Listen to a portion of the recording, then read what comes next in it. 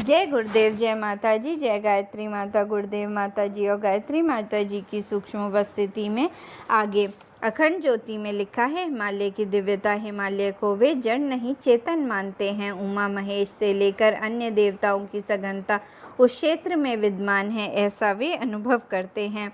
जब जब वे वहां जाते हैं, कुछ ऐसे विचित्र अनुभव सुनाते हैं जिससे वहां देव सत्ता की प्रत्यक्ष उपस्थिति पर विश्वास करना पड़ता है।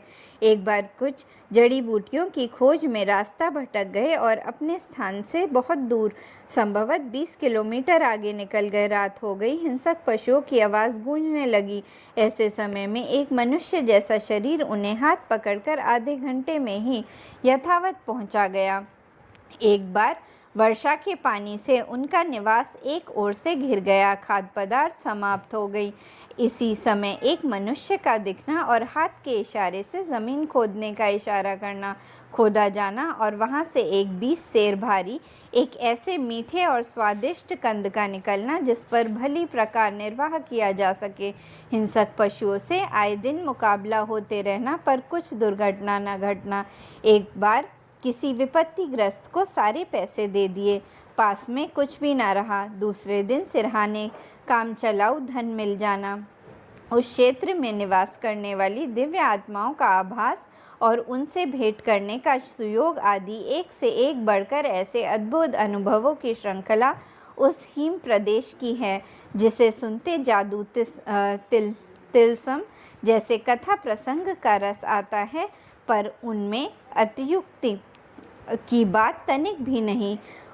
उनका उच्च व्यक्तित्व कौतूहल वर्धक गाथाएं बढ़कर किसी को भ्रमित करने की चेष्टा करेगा, यह तो कल्पना भी नहीं की जा सकती। फिर भी वे प्रसंग उन्होंने किसी को बताए भी तो नहीं, वे सिर्फ उन्हें ही विदित थे, जिनमें से कुछ की एक हल्की सी झांकी इसलिए प्रस्तुत करनी पड़ी कि हिमालय की दिव्यता को समझा जा सके और उस खादान से बहुमूल्य रत्नों को उल्लेखन करने का अन्य आत्मविद्या प्रेमियों को भी लाभ मिल सके। इन दिनों वे फिर इसी क्षेत्र में हैं। लगता है वे भविष्य में भी वहीं से निरंतर दिव्य उपलब्धियां प्राप्त करने और साधारण तक पहुंचाने का कार्य करेंगे। प्रतिबंधित अवधि तो वसंत पर्व तक की थी, इसके बाद उनका अभय पक्षीय कार्यक्रम यही है। बादलों की तरह समुद्र में से पानी लाना और